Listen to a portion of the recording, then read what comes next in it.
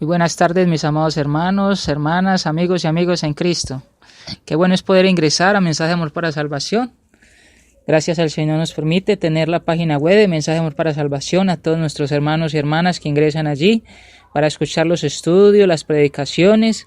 Gracias a nuestros hermanos Aldo, el hermano Copado, el hermano Mario José Mendieta, a todos los hermanos que administran la página. Muchas gracias porque podemos ingresar para poder transmitir los programas. Quiero pedirles perdón, disculpas, hermanos, porque el día lunes no pude transmitir, ya que estaba un poco enfermo. Por estos días he estado todavía un poco débil de la salud. Pido que oren mucho por eso, porque aún no me he recuperado del todo. Entonces, pidámosle al Señor para que permita que pueda recuperarme rápido para seguir con los programas con normalidad como lo estamos haciendo la vez pasada. También quiero pedir disculpas porque los programas que no se habían presentado era por daño en mi celular y también porque mi computadora está siendo arreglada. Gracias al Señor esta semana ya va a poder tenerla, y para la próxima semana, si Dios lo permite, vamos a estar transmitiendo por Facebook Live, si Dios lo permite, para que podamos allí hacer las predicaciones de una mejor manera y así podamos todos edificarnos con la palabra de Dios. Vamos en esta tarde a orar, vamos a seguir estudiando este tema del Sermón del Monte, que estamos estudiándolo hasta la última vez que quedamos allí del tema, y vamos a seguir edificándonos con la palabra de Dios. Le doy gracias a mis hermanos y hermanas que ingresan a la página web. Les mando un abrazo, un ósculo santo, un apretón de manos. Siempre me gusta mucho, me regocija mucho saber de que ustedes están allí escuchándonos. Que si tienen alguna pregunta, que si tienen algún comentario, lo publican allí. En el blog de Mensaje de Amor para Salvación, en el Facebook de Carlos Andrés Mejía Avendaño.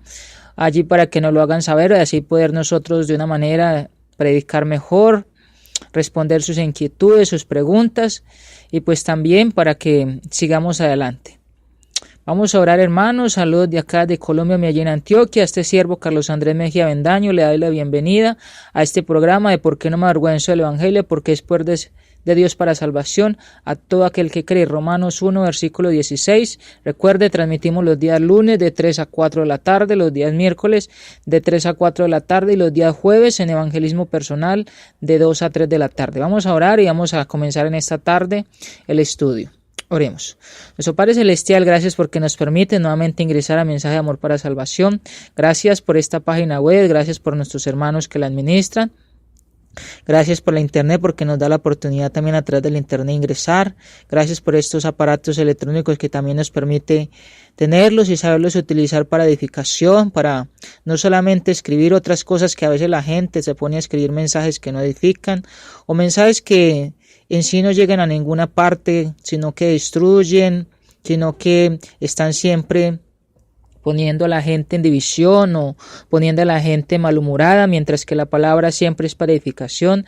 El consejo suyo, Dios, siempre es para que aprendamos, para crecer, para madurar y para la salvación, que es lo que usted quiere. Y por eso es que nuestros hermanos y la administración de Mensaje de Amor para Salvación ha querido y quieren, con el deseo de Dios, de también ayudarles, de que esto se publique más, de que la publicidad sea más grande y de que podamos llegar a muchas personas en el mundo. Por eso le rogamos de que podamos llegar a muchos países más, que lleguemos a muchas personas más, con estos aparatos electrónicos, con el celular, la tablet, la computadora, que pueda llegar hasta un momento, Dios, que usted nos permita hasta llegar a la televisión o que pueda una radio, lo que pueda hacerse más grande, que usted nos pueda ayudar con esto para que así podamos llegar a muchas personas y que la gente pueda edificarse, podamos edificarnos con la palabra y así poder seguir adelante con este plan que usted nos ha enseñado en algún momento, un día, del plan de salvación y del evangelismo también.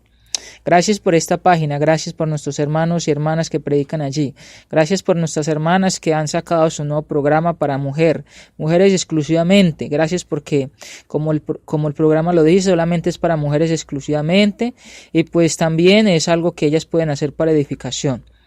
Gracias por nuestros hermanos, gracias por la iglesia en el mundo entero, gracias por los niños, los adolescentes, los jóvenes, los adultos y los ancianos, gracias por mis hermanos ancianos, diáconos, evangelistas, predicadores, maestras de niños, de jóvenes, de damas. Gracias por los programas que se tienen, por los seminarios, por las conferencias evangelísticas, los convivios. Gracias por nuestros nuevos hermanos bautizados en este día, o en esta semana, o en este año. Gracias, Dios, por ser tan bueno, porque su misericordia es para siempre, porque no nos paga según lo que hacemos, porque su amor es infinito, su bondad es infinita, porque siempre nos está colmando más y dando más de lo que merecemos. Gracias, Dios, por la misericordia que tiene por todos los seres humanos, la paciencia que tiene a donde que las personas puedan leer su palabra y puedan obedecerla. Bendíganos para este estudio, bendíganos para estudiar su palabra y que todo sea para su gloria y para su honra. En nombre de su Hijo Cristo oramos y damos muchas gracias. Amén. Ok, hermano, hermana, bienvenido a este programa de ¿Por qué no me avergüenza el Evangelio? Porque es poder de Dios para salvación a todo aquel que cree. Qué bueno, me regocijo.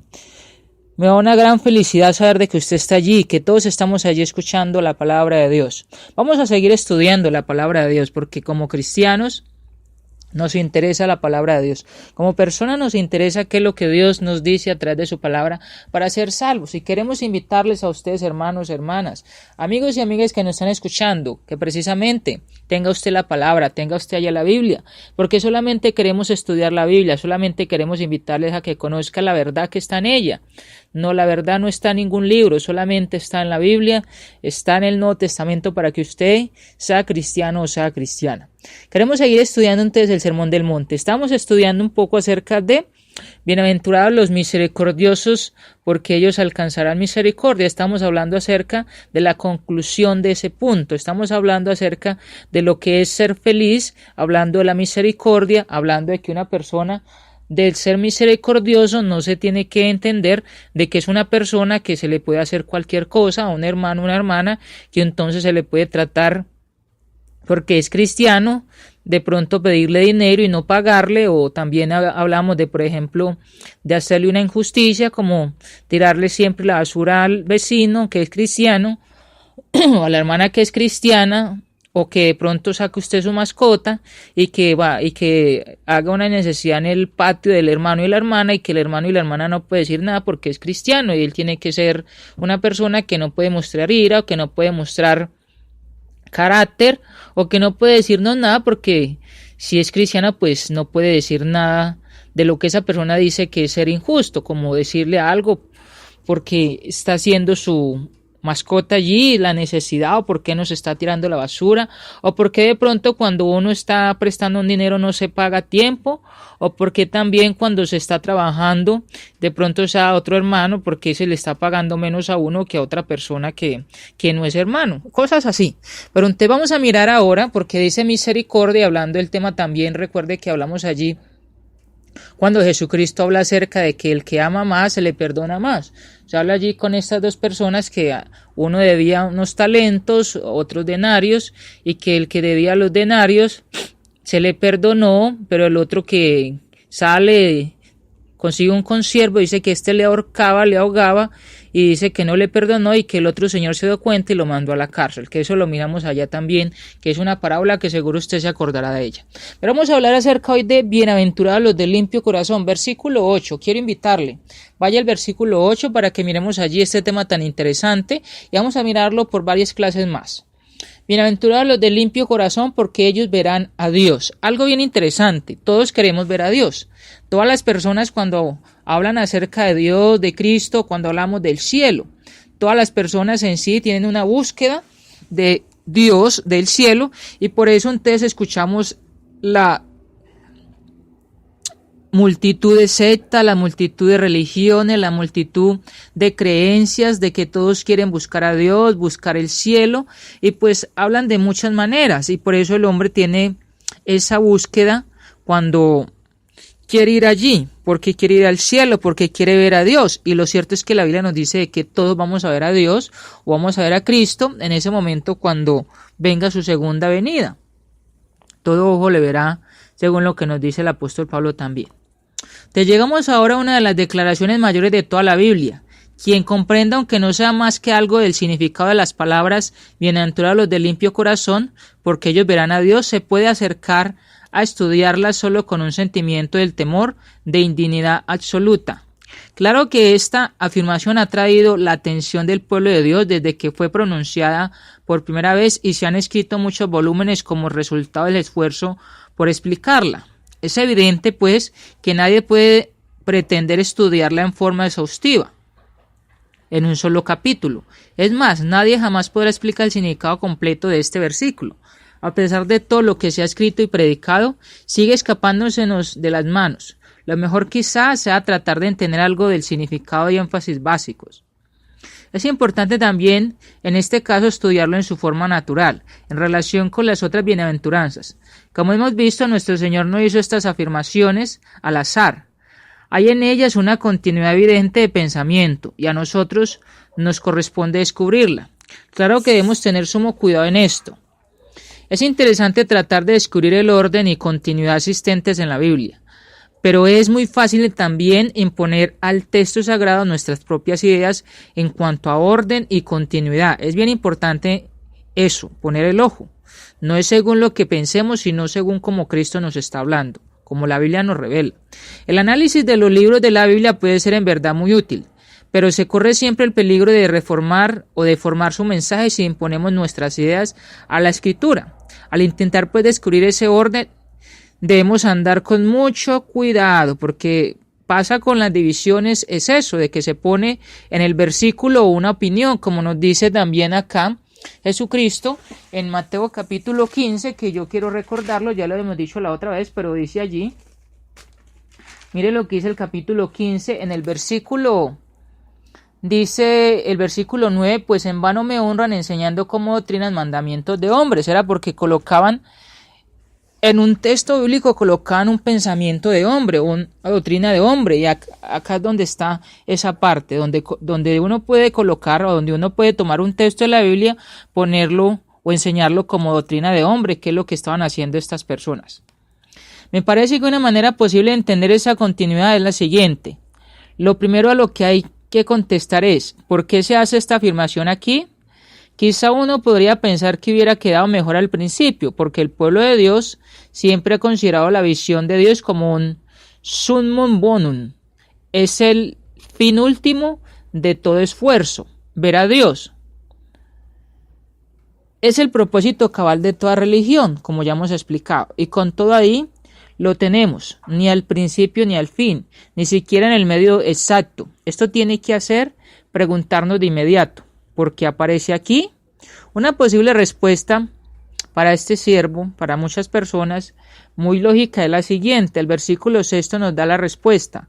Este versículo, como vimos cuando lo estudiamos, está en el centro. Las tres primeras bienaventuranzas llevan al mismo y estas otras tres lo siguen. Si consideramos el versículo 6 como la línea divisoria, me parece que nos ayuda a comprender por qué esta afirmación concreta aparece donde está. Las tres primeras bienaventuranzas trataron de nuestra necesidad, de la conciencia de nuestra necesidad, pobres en espíritu, llorando a causa de nuestra condición pecadora, mansos como consecuencia de entender de verdad la naturaleza del yo y su gran egocentrismo, esa cosa terrible que ha echado a perder toda la vida. Las tres subrayan la importancia vital de una conciencia profunda de la necesidad. Luego viene la gran afirmación referente a la satisfacción de la necesidad, referente a lo que Dios ha provisto. Bienaventurados los que tienen hambre y sed de justicia, porque ellos serán saciados. Habiendo caído en la cuenta de la necesidad, tenemos hambre y sed. Y luego Dios llega con su respuesta maravillosa de que seremos saciados. A partir de entonces pasamos a contemplar el resultado de esa satisfacción, el resultado de ser saciados. Nos volvemos misericordiosos, puros de corazón, pacificadores. Después de esto viene el resultado, padecer persecución por la justicia. Me parece que así es como hay que enfocar el pasaje. Conduce a la afirmación central referente al tener hambre y sed y luego describe los resultados que se siguen. En las tres primeras vamos cuesta arriba, por así decirlo. Alcanzamos la cumbre en la cuarta y luego descendemos por el otro lado. Pero hay una relación todavía más íntima que esa. Parece que las tres bienaventuranzas que siguen a la afirmación central del versículo 6 corresponden a las tres primeras que llevan a ella. Los misericordiosos son los que se dan cuenta de que son pobres en espíritu. se dan cuenta de que nada tienen en sí. Como hemos visto, este es el factor esencial para llegar a ser misericordioso. Solo cuando uno ha llegado a verse así, verá a los otros en la perspectiva adecuada. Por esto vemos que el que se da cuenta de que es por el Espíritu y depende por completo de Dios es misericordioso con los demás. De ahí se sigue que esta segunda afirmación que estudiamos ahora, a saber, bienaventurados los de limpio corazón, también corresponde a la segunda afirmación del primer grupo, que era bienaventurados los que lloran. ¿Por qué lloraban? Vimos que lloraban por el estado de su corazón, lloraban por su condición pecadora, lloraban no solo por hacer cosas malas, sino todavía más por desear hacerlas. Se dan cuenta de la perversión básica en su carácter y personalidad. Esto los hacía llorar. Bien, pues ahora encontramos algo que corresponde a eso. Bienaventurados los de limpio corazón. ¿Quiénes son los de limpio corazón? Básicamente, como se lo voy a explicar, son los que lloran por la impureza de su corazón. Pues la única manera de tener el corazón limpio es caer en la cuenta de que se tiene el corazón impuro y llorar por ello hasta el punto de que uno hace lo único que puede conducir a la purificación y a la limpieza. Y exactamente igual, cuando pasemos a estudiar a los pacificadores, hallaremos que los pacificadores son los que son mansos. Si uno no es manso, no puede ser pacificador. Bueno, no quiero demorarme mucho más en este asunto del orden, aunque me parece que es una manera posible de descubrir la estructura que soporta el orden preciso que nuestro Señor adoptó.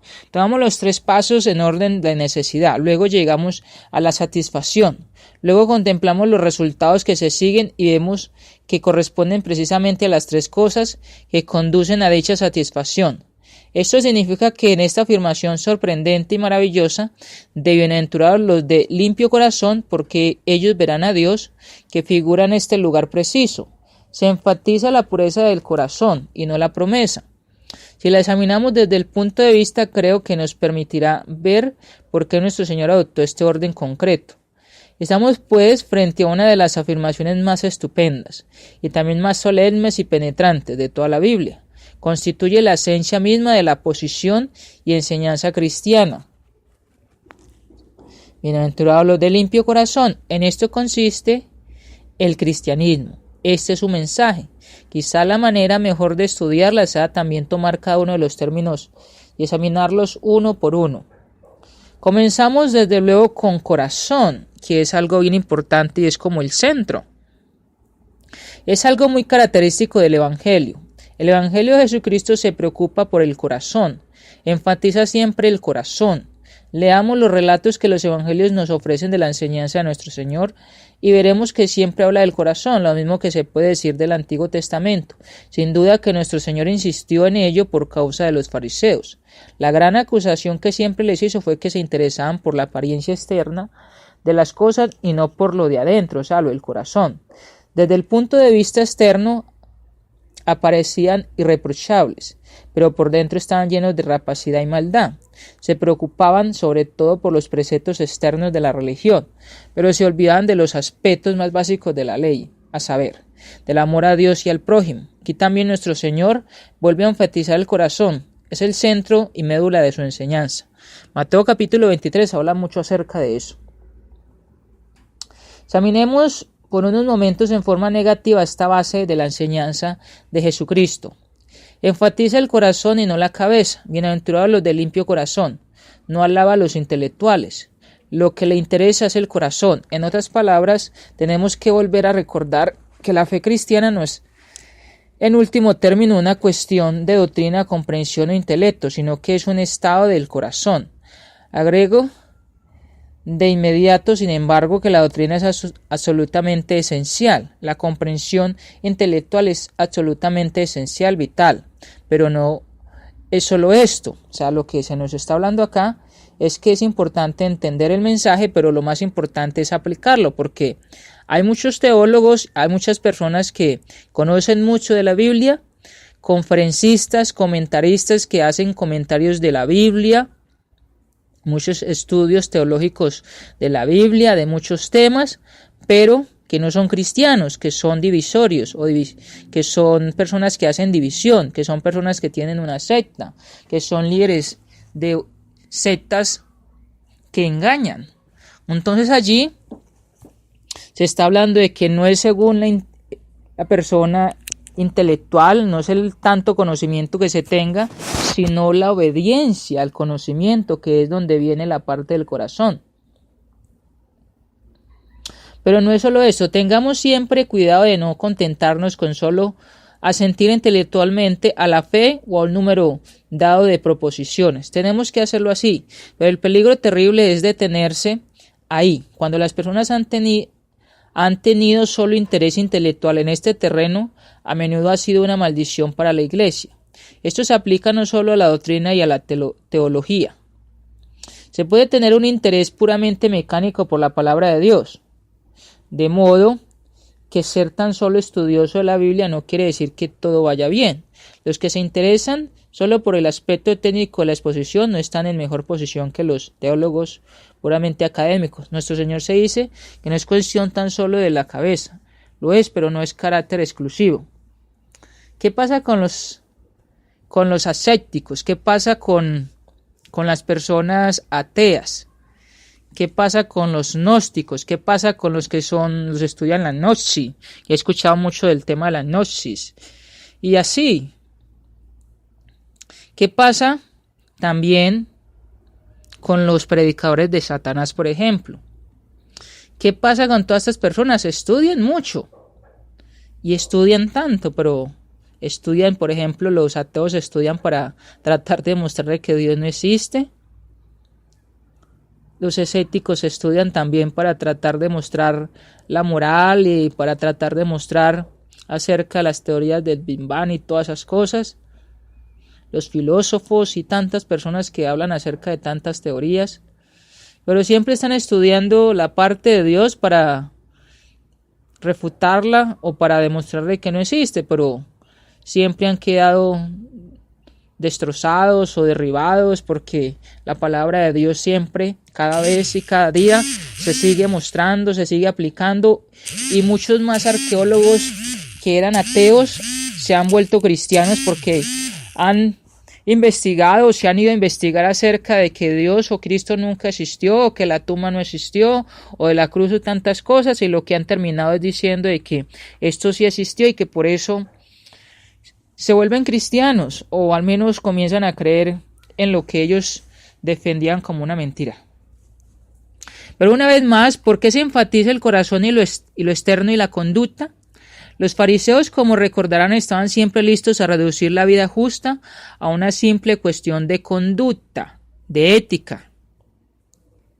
Qué bien nos pone al descubierto este evangelio.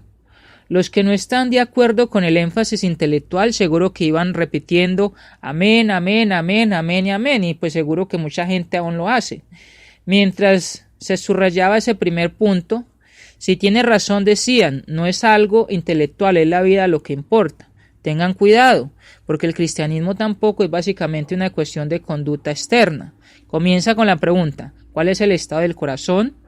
Eso es algo bien importante. Recuerde que el cristiano tampoco, o al menos uno piensa de que el cristiano es el que va mucho a la congregación, el que está con la Biblia debajo del brazo, el que está yendo a las conferencias, el que está en el culto todos los domingos o en la semana.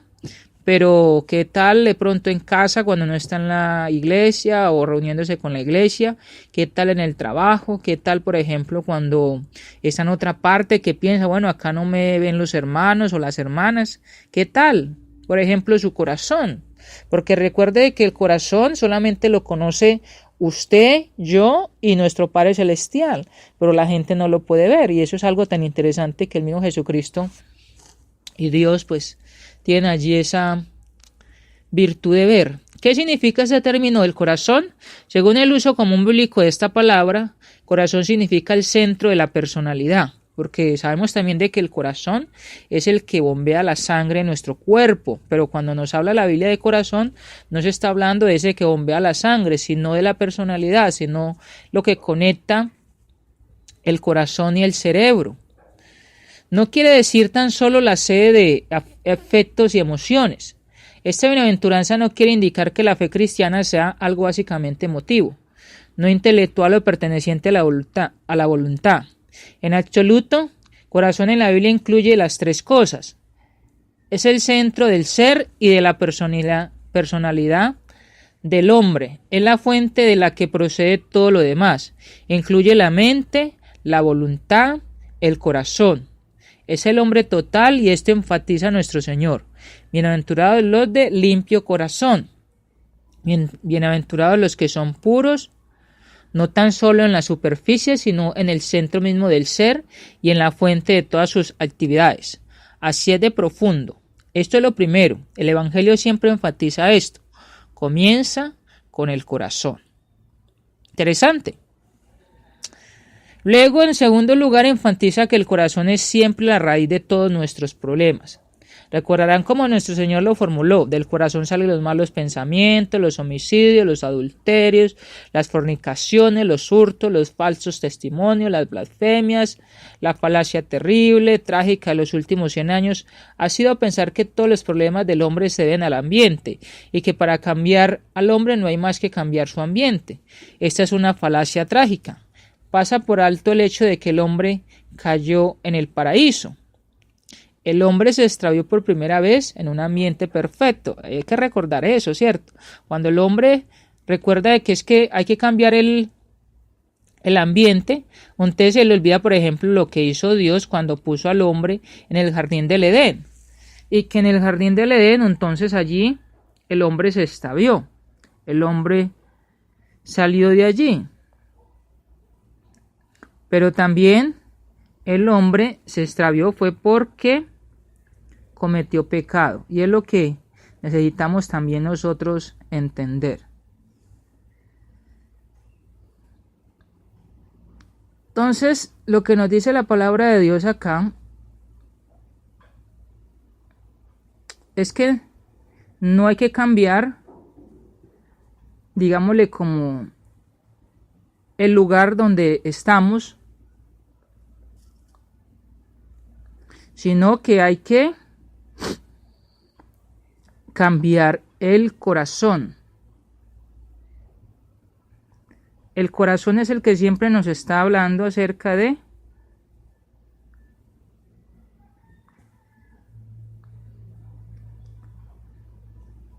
mostrar cómo se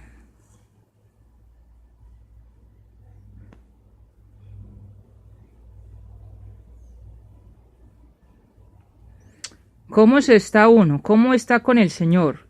El corazón es el que nos habla acerca de las cosas, donde nos habla del ser y de la personalidad del hombre. De ahí es donde procede todo lo demás.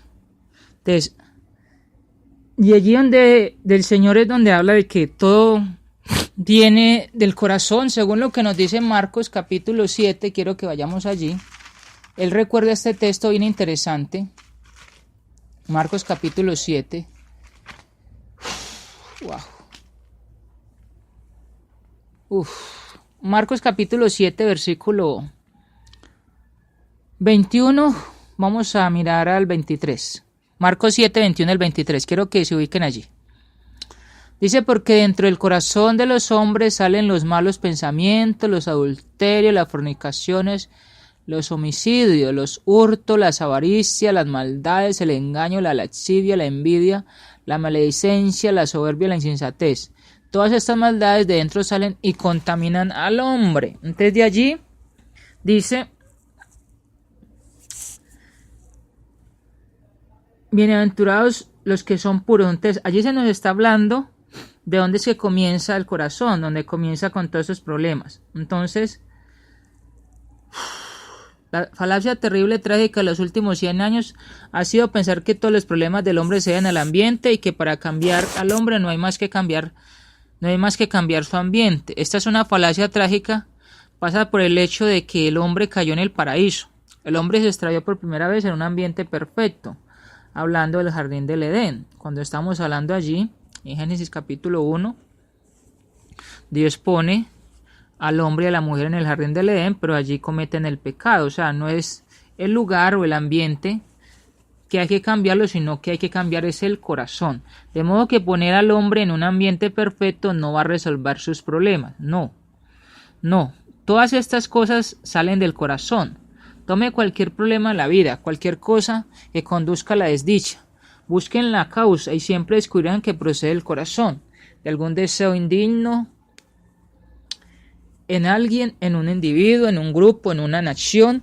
Todos nuestros problemas nacen del corazón humano, que, como nos dice Jeremías también, es engañoso, más todas las cosas y perverso.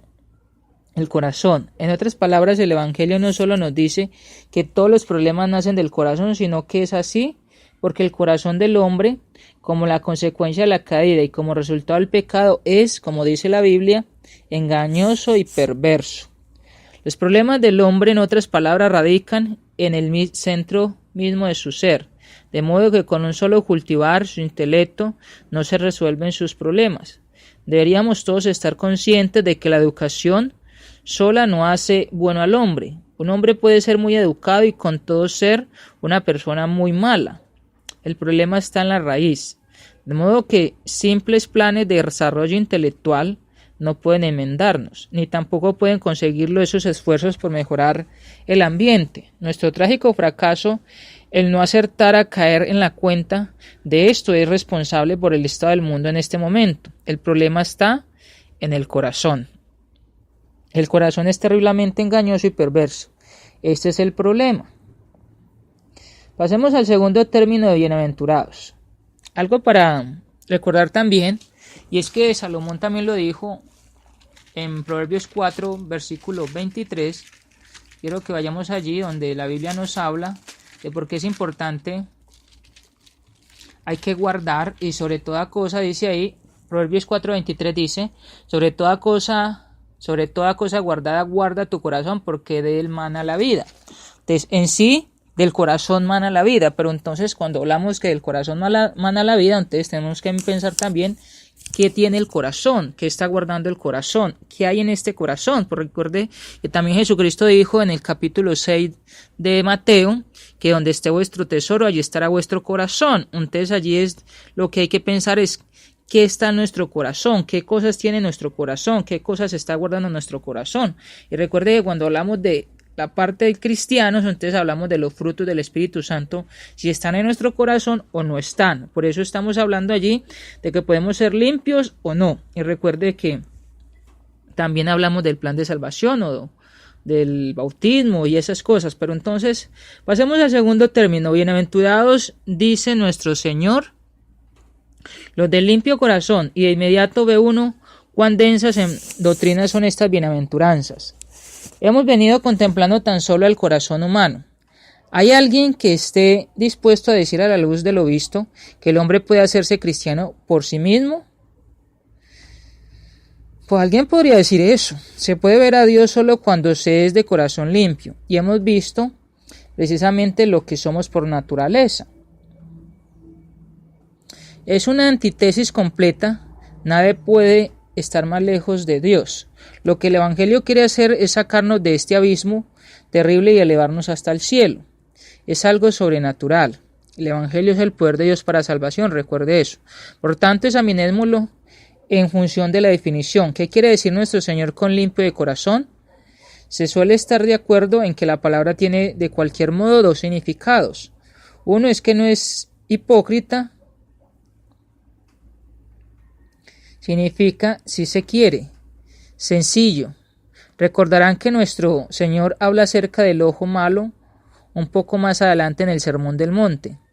Dice, así que si tu ojo es bueno, todo tu cuerpo estará lleno de luz, pero si tu ojo es maligno, todo tu cuerpo estará en tinieblas.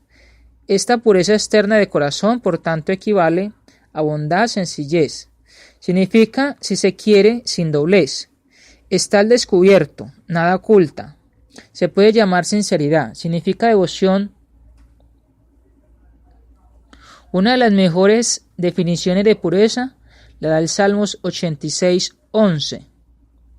Salmo 86:11. Vamos a mirar ese texto también. Dice Salmo 86:11. Enséñame, oh Jehová, tu camino caminaré yo en tu verdad. Afirma mi corazón para que tema tu nombre. Afirma mi corazón para que tema tu nombre, dice ahí el versículo. Afirma mi corazón para que tema tu nombre. El problema es que nuestro corazón está dividido. ¿No es ese mi problema frente a Dios? Una parte de mi corazón desea conocer a Dios, adorarlo y complacerlo, pero otra desea otra cosa. ¿Recuerdan lo que dice Pablo en Romanos 7? Según el hombre interior, me deleito en la ley de Dios, pero veo otra ley en mis miembros, que se revela contra la ley de mi mente y que me lleva cautivo a la ley del pecado que está en mis miembros. Romanos capítulo 7, recuerde eso. O también lo que dice el apóstol Pablo en Gálatas capítulo 5, versículo 17 en adelante, los frutos del Espíritu y los frutos de la carne. Ahora bien, el corazón puro es el que ya no está dividido. Y por esto el salmista, habiendo comprendido este problema, oraba al Señor diciendo: crea en mí, oh Dios, un corazón limpio. Para decir, haz que no se desvíe, quítale el doblez, que sea sincero, que se va libre de toda hipocresía.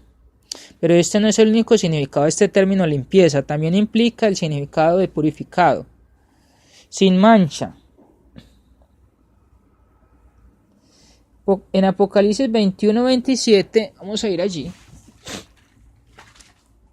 Apocalipsis 21-27 nos dice la Biblia, también las personas, o Juan nos habla allí de los que van a ser admitidos en la Jerusalén celestial, los que van a ser admitidos. Y dice: no entrar en ella ninguna cosa inmunda. Apocalipsis 21-27 dice de la siguiente manera: no entrará en ella ninguna cosa inmunda o que hace abominación y mentira, sino solamente los que están inscritos en el libro de la vida del Cordero. ¿Quiénes son los que están inscritos en el libro del Cordero?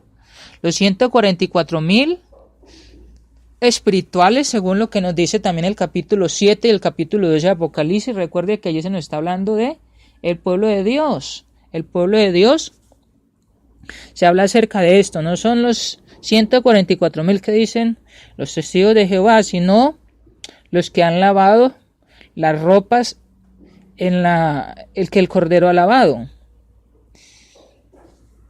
Los que han o hemos obedecido al plan de salvación, al Evangelio, y que hemos lavado allí nuestras ropas cuando bajamos a las aguas del bautismo, que somos perdonados y que somos fieles, perseveramos hasta el final. Que venga Jesucristo, que llegue nuestra muerte. Solamente dice, estos van a estar allí admitidos, o van a ser entrados o llevados por mismo Cristo al cielo, los que están escritos en el libro del Cordero. En Apocalipsis 22:14 leemos: bienaventurados los que lavan sus ropas para tener derecho al árbol de la vida y para entrar por las puertas en la ciudad.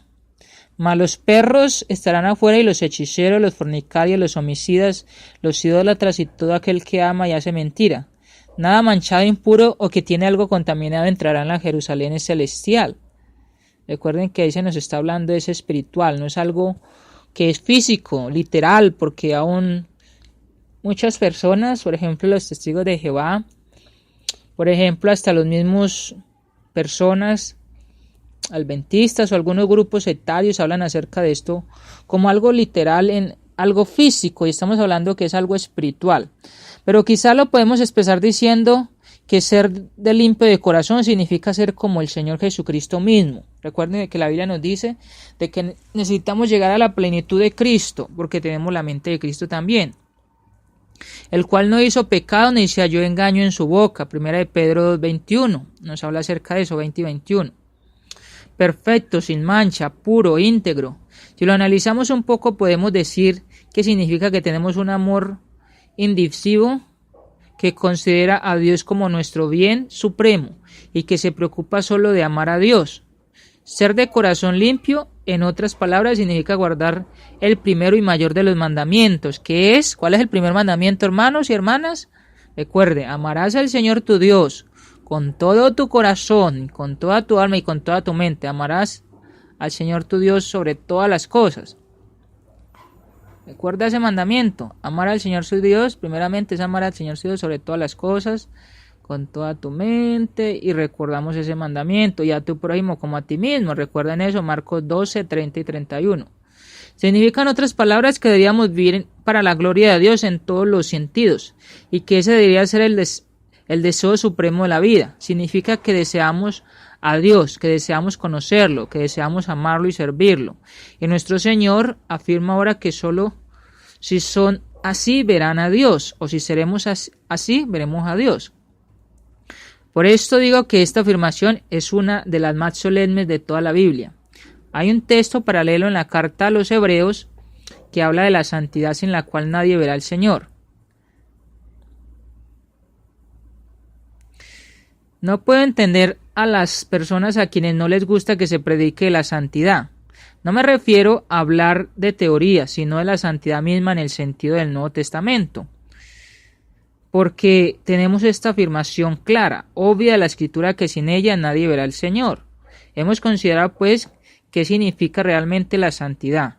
Pregunto una vez más, por tanto, si hay necedad mayor que la de imaginar que uno no puede llegar a ser cristiano por sí mismo, el propósito de todo el cristianismo es conducirnos a la visión de Dios, ver a Dios. Recuerda que también el apóstol Pedro dice que debemos ser santos como Dios, Cristo, el Espíritu Santo son santos. Entonces es importante también predicar de la santidad. Dice ahí, en Hebreos, dicen que habla acerca de que sin santidad nadie podría ver a Dios. También se nos habla que hay que ser santos como Jesucristo es santo, Dios es santo también. Y también dice la Biblia que hay que llegar a la estatura de la plenitud de Cristo. Entonces, si la Biblia nos habla acerca de la santidad, a veces hay hermanos que dicen, bueno, es que no se puede lograr a ser santo, es que el ser santo es algo superior, muy grande, y ningún cristiano lo podrá lograr. ¿Eso será verdad? ¿O será que son excusas para pecar? ¿O serán excusas para caer de pronto en un pecadillo que se quiere caer, como en una mentira, o por ejemplo que se quiere hacer algo que la misma carne o concupiscencia, que es el deseo, quiere buscar o que quiere hacer? ¿Será más bien eso? Porque la Biblia nos dice de santidad. Yo no estoy de acuerdo con hermanos que dicen de que los cristianos somos pecadores. Yo no sé usted qué tiene en su mente y qué entiende por esto, y seguro que después usted me podrá decir ahí en el Facebook, colocar acerca de esto. Pero no estoy de acuerdo cuando los hermanos o hermanas dicen es que los cristianos somos pecadores, que es que los cristianos no podemos ser santos. ¿Somos cristianos pecadores? Si somos cristianos pecadores, entonces ¿para qué somos cristianos? Quedémonos como pecadores, quedémonos como mundanos, si somos cristianos pecadores. Somos cristianos que uno puede caer en un pecado, que puede caer en un error, y que lo que queremos es cada día fortalecernos, perseverar, perfeccionarnos con la palabra, cada día mejorar, pero no estoy de acuerdo que digan que somos cristianos pecadores. El que dice que es cristiano pecador, o está cotejando un pecado, o es que no ha entendido bien el tema de la santidad o el tema del cristianismo, o por ejemplo le toca ver como más acerca de eso, qué es lo que verdaderamente está aprendiendo, porque la Biblia no nos habla de cristianos pecadores, la Biblia nos habla de cristianos de que se esforzaron y murieron como cristianos, murieron como mártires por Cristo, no que murieron como pecadores. Entonces es bien importante mirar este tema. ¿Qué hace falta entonces para que pueda ver a Dios, para que usted y yo podamos ver a Dios? Está la respuesta: santidad. Limpieza de corazón. Con todo, muchos quisieran reducir esto a una pequeña cuestión de decencia, de moralidad o de interés intelectual por las doctrinas de la fe cristiana. Pero aquí se trata nada menos que de toda persona. Dios es luz y no hay ningunas tinieblas en él. Primera de Juan, capítulo 1, versículo 5 en adelante. En el terreno espiritual no se puede mezclar la luz con las tinieblas, lo blanco con lo negro, Cristo con Belial. No hay conexión ninguna entre ellos. Es obvio, por tanto, que solo los que son como Él pueden ver a Dios y estar en su presencia. Por esto debemos ser de corazón limpio antes de poder ver a Dios. Recuerde que somos cristianos. Somos cristianos, somos como Cristo.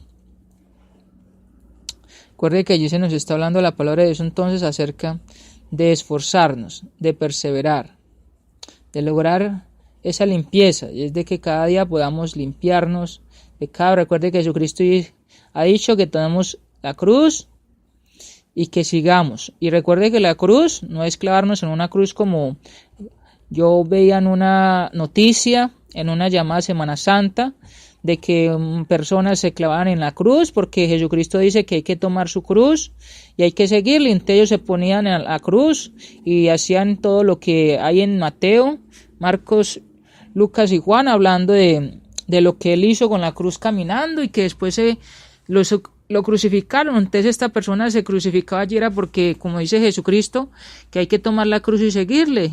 Y este hombre entendió mal la escritura. Y este hombre allí, pues aún él y la gente católica pues entiende mal estos textos. ¿Qué significa la visión de Dios? ¿Qué se quiere decir con eso de que veremos a Dios? También esto ha sido objeto de muchos comentarios a lo largo de la historia de la Iglesia cristiana. Algunos de los padres y maestros más antiguos de la Iglesia se sintieron muy atraídos por este tema y le dedicaron mucho tiempo. Significaba que Él está en el estado glorificado, veríamos a Dios cara a cara o no. Este era el gran problema para ellos. ¿Era objetivo y visible o puramente espiritual? Parece que en último término esta pregunta nunca se podrá contestar. Solo puedo presentarles pruebas o se pueden presentar pruebas en la escritura donde hay afirmaciones que parecen indicar lo uno o lo otro, pero de todos modos podemos afirmar esto. ¿Recuerdan lo que sucedió a Moisés en una ocasión? Dios tomó aparte, lo situó en una montaña y le dijo que iba a dejarse ver de él, pero le dijo que solo le vería la espalda, indicando sin duda que ver a Dios es imposible. Las teofanías del Antiguo Testamento, o sea, las veces en que el ángel del pacto se apareció en forma humana, sin duda indican que ver a Dios en un sentido físico es imposible.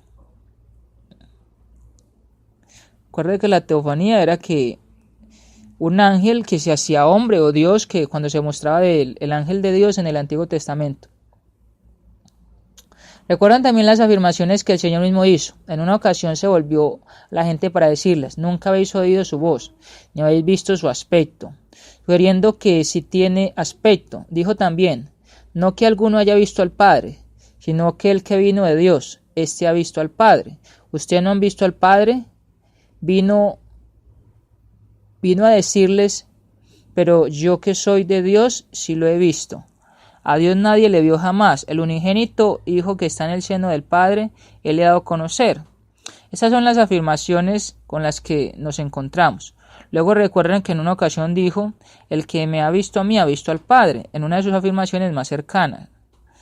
Allá en Juan 14 está esta afirmación, Juan 1 también, Juan 15. Esto es lo que dice la Biblia acerca de este tema. Y me parece que en conjunto no vale la pena dedicarle más tiempo, porque lo cierto es que la Biblia nos dice que todos veremos a Dios en la eternidad. Reconozcamos que nada sabemos. El ser mismo de Dios es tan trascendente y eterno que cualquier esfuerzo por llegar a entenderlo está condenado al fracaso. La Biblia misma, me parece, y digo con reverencia, no trata de darnos un concepto adecuado del ser de Dios. Nuestros términos son tan inadecuados, nuestra inteligencia tan pequeña y finita, que los intentos de describir a Dios y a su gloria son peligrosos. Todo lo que sabemos es que hay una promesa gloriosa de que, en una forma u otra, los de corazón limpio verán a Dios. Es bien interesante, muchas personas se han llegado a preguntar, bueno, ¿y quién es Dios? ¿O cuál es el comienzo de Dios? Preguntas que la mente a veces es como una mente traviesa, puedo decirlo de esta manera, una mente que quiere como buscarle preguntas a esto. ¿Quién hizo a Dios? Un jovencito me decía una vez. ¿Dónde apareció Dios? ¿Dios tiene principio? ¿Tiene final? Buscarle como respuestas a eso. Respuestas como: ¿y quién fue la esposa de Caín? Respuestas a eso. Otras respuestas que, pues, donde, por ejemplo, la gente hace la pregunta: bueno, ¿y dónde está el jardín del Edén acá en la tierra? Preguntas así. Preguntas como: bueno, y si nadie ha vuelto de allá del cielo ni del infierno, ¿cómo yo para creer, para de qué es el cielo y qué es el infierno, o que hay un infierno y que hay un cielo. Preguntas que los hombres dicen y que solamente lo que la Biblia nos habla y lo que Dios ha revelado es que lo más importante es que Dios quiere que todos los seres humanos, hombre y mujer, seamos salvos y que podamos disfrutar de esta vida que Él nos da, obedeciéndole. Me gusta mucho recordar ese texto de Salomón, donde nos dice Salomón en Eclesiastés 12:13 que el fin de todo el discurso oído es este: teme a Dios y guarda sus mandamientos, porque eso es el todo del hombre. Sugiero pues que significa algo así. Al igual que en el caso de las otras bienaventuranzas, la promesa se cumple en parte aquí. En un sentido existe una visión de Dios ya en este mundo. El cristiano puede ver a Dios en un sentido único. El cristiano ve a Dios en los sucesos de la historia. Para el ojo de la fe hay una visión que nadie más posee, pero hay un ver también en el sentido de conocerlo, una clase de sentimiento de que está cerca y un disfrute de su presencia. ¿Recuerdan lo que se nos cuenta acerca de Moisés en ese gran capítulo 11 de la carta a los Hebreos? Moisés se sostuvo como viendo al invisible. Esto es aparte de la visión total y nos es posible en esta vida. Bienaventurados los de limpio corazón. Aunque imperfectos, podemos decir que incluso ahora vemos a Dios en un sentido, vemos al invisible. Otra forma de verlo es nuestra propia experiencia, en su trato benigno con nosotros. No decimos que vemos la mano de nuestro Señor en nosotros en esto o aquello. Esto es aparte del ver a Dios. Allí vemos entonces, y que seguro que sentimos, por ejemplo, la ayuda, cuando muchas personas son salvadas de pronto en una cirugía o un accidente, o de pronto que alguien tiene un trabajo de un día al otro, y cuando se presentan tantas cosas, lo primero que la gente no dice: esto fue gracias a Dios o porque Dios lo permitió. Entonces aún el hombre está reconociendo, ven esas cosas a Dios. Y pues recuerden el texto de Romanos. Quiero leer ese texto de Romanos para finalizar, hermanos y hermanas. Si tiene su pregunta, si tiene su comentario, recuerde que lo puede colocar allí. Puede colocarlo en mi Facebook de Carlos Andrés Mejía Bendaña. Búsqueme allí, comente el tema, qué le parece el tema, qué preguntas tiene acerca de lo que se ha dicho. Coloque allí sus comentarios también de lo que conoce acerca de estos temas. Y pues todo siempre sirve para edificación, para que nos ayudemos los unos a los otros. Les quiero invitarles para que leamos un último texto. Vamos a ir a Romanos, capítulo 1. Déjenme llegar allá a Romanos y quiero invitarle que vaya conmigo. Romanos capítulo 1,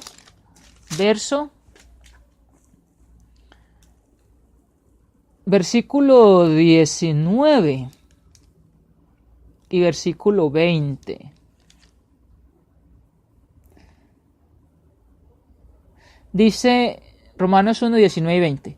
Porque lo que Dios se conoce les es manifiesto, pues Dios se lo manifestó. Porque las cosas invisibles de Él, su eterno poder y deidad, se hacen claramente visibles desde la creación del mundo, siendo entendidas por medio de las cosas hechas. De modo que no tienen excusa. Pues habiendo conocido a Dios, no le glorificaron como a Dios, ni le dieron gracias, sino que se envanecieron en sus razonamientos, y su necio corazón fue entenebrecido. O sea que en sí el hombre puede conocer a Dios a través de la misma creación, a través de uno mismo. Por ejemplo, el mirar el cuerpo humano, el mirar, por ejemplo, cómo uno puede pensar, cómo uno puede hablar, ver, por ejemplo, una vez un hermano de San Andrés llegó acá a Colombia, a esta ciudad de Medellín, y dice que su hermano, uno de sus hermanos que es médico, él le decía que el ojo del cuerpo humano era tan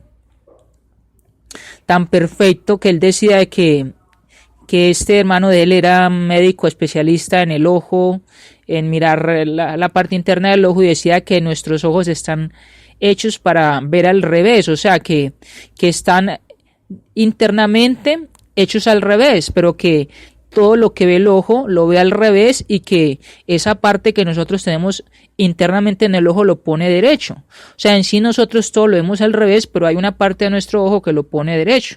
Entonces, hermanos y hermanas, parece que nuestra visión es puesta al revés. O sea, todo lo vemos al revés, solamente que hay dentro de nuestro ojo algo que lo pone al derecho, en lo cual usted ve las cosas derechas. Y es algo tan perfecto que uno puede decir, bueno, ¿y cómo es que se puede hacer eso? ¿Cómo uno puede hablar palabras? ¿Cómo solamente de nuestra boca y nuestra lengua solamente salir palabras? ¿Cómo uno puede aprender, por ejemplo, un idioma inglés o tantos idiomas? A pensar, a hacer tantas cosas este cuerpo, a caminar y a sentir cómo, por ejemplo, una mujer puede traer un bebé, traer un niño a este mundo. Tantas cosas que uno ve, y lo cierto es que en la misma creación se ve la perfección de Dios y uno puede ver a Dios en una parte. Y también dice la Biblia de que la fe, en Hebreos 11:1, que es pues la fe, la certeza de lo que no se ve, la convicción de lo que se espera. Y es ahí la confianza que tenemos. Hermanos y hermanas, muchas gracias por ingresar al mensaje de amor para salvación. Gracias porque hemos sido edificados con la palabra del Señor. Esperamos de que si tiene alguna pregunta, comentario, póngalo allí en el Facebook, blog de Mensaje de Amor para Salvación, en el Facebook de Carlos Andrés Mejía Bendaño.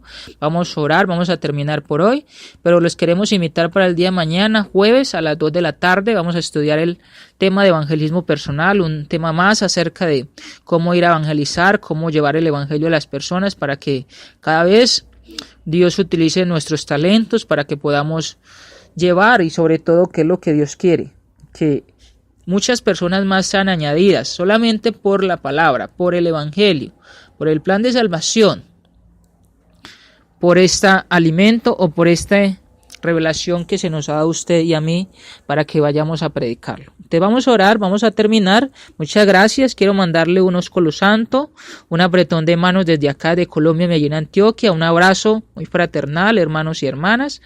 Quiero pedir que sigan orando por este siervo, que estoy todavía un poco enfermo, para que el Señor me ayude a recuperarme mejor, para que ya esta semana pueda estar un poco mejor, ya que esta semana pues no he podido llevar los estudios porque estaba un poco enfermo. A ver si lo puedo hacer la semana entrante, ya que el Señor me dé la oportunidad y la vida de llevar los estudios a las casas, de poder ir a evangelizar también, que es el trabajo que tiene este siervo acá en Colombia, y que el Señor me siga ayudando para que podamos seguir adelante con los programas también ahí en la emisora y edificarnos los unos a los otros. Saludos pues desde acá de Colombia, Medellín, Antioquia. Les saluda a este siervo, Carlos Andrés Mejía Bendaño. Vamos a orar, vamos a terminar por esta tarde.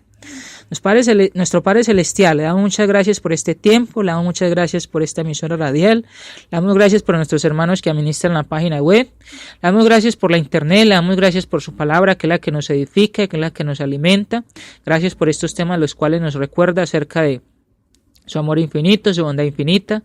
Nos recuerda acerca de lo que usted quiere para todo hombre y mujer, que es buscar sus mandamientos, que es esforzarnos en buscar la santidad, en buscar lo que usted quiere para todos nosotros, que es la salvación, para ir al cielo. Gracias por su Hijo Cristo, porque a través de su Hijo Cristo es que es todo posible, es que Él ha ido a la cruz por todos los seres humanos, Él ha venido acá, claro, ese pacto de la ley mosaica para que nosotros tuviésemos la ley de el plan de salvación, del evangelio, para que no tuviéramos una ley rigurosa que era difícil de aplicar a la vida del hombre, pero gracias a Cristo es que Él ha cumplido y que nos ha dado esta ley, que es una ley en la cual todo hombre y mujer podemos cumplir para la salvación, para que podamos ir al cielo.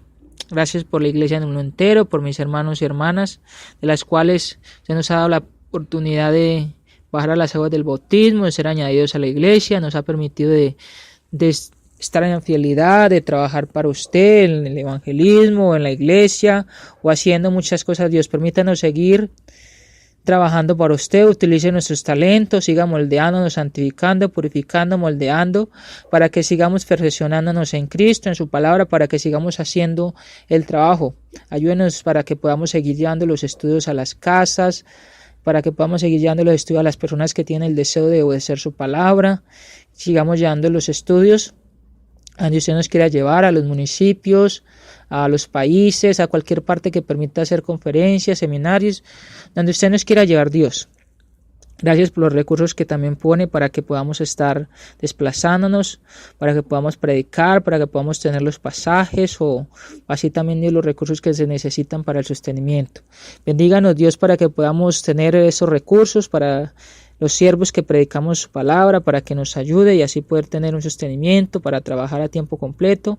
Igualmente, Dios, para mis hermanos en el mundo entero que necesitan un trabajo en la parte secular, que necesitan de pronto también un recurso, para que usted nos ayude también. Igualmente, para que los hermanos que están en Venezuela, oramos por ellos para que les fortalezca, les ayude mucho, en Nicaragua y en otras partes. Dios, rogamos por los países que está azotando tanto el enemigo a través de los gobernantes, que está haciendo daño a los pueblos. Rogamos por nuestros hermanos que están allí sufriendo, para que haga su santa voluntad allí, para que mande reposo allí a estos países y para que nuestros hermanos descansen. También oramos por las ayudas que usted manda a través de siervos y siervas o hermanos, hermanas o países, para que lleguen bien, para que se puedan dar estas ayudas a las personas que las necesitan, para que se utilicen bien las ayudas y que nuestros hermanos o hermanas o personas pues puedan estar allí reposando o tener la alimentación o los medicamentos o lo que necesiten para ellos estar bien. Primeramente, Dios, queremos también rogar por el Evangelio que se esparce a todas partes cuando los hermanos van a llevar estas ayudas. Gracias por esta tarde, gracias por este momento. En su Hijo Cristo oramos, en su Hijo Cristo le rogamos por nuestras vidas. En su Hijo Cristo le pedimos que nos siga ayudando, guiando y que sobre todo siempre podamos honrarle, glorificarle y exaltarle a través de lo que pensamos, a través de lo que decimos y a través de lo que hacemos. En nombre de su Hijo Cristo oramos, Señor, muchas gracias. Amén. Bendiciones, feliz tarde. Si Dios lo quiere, nuevamente el día de mañana, 2 de la tarde, mensaje de amor para salvación, evangelismo personal. Dios les bendiga, hermanos y hermanas.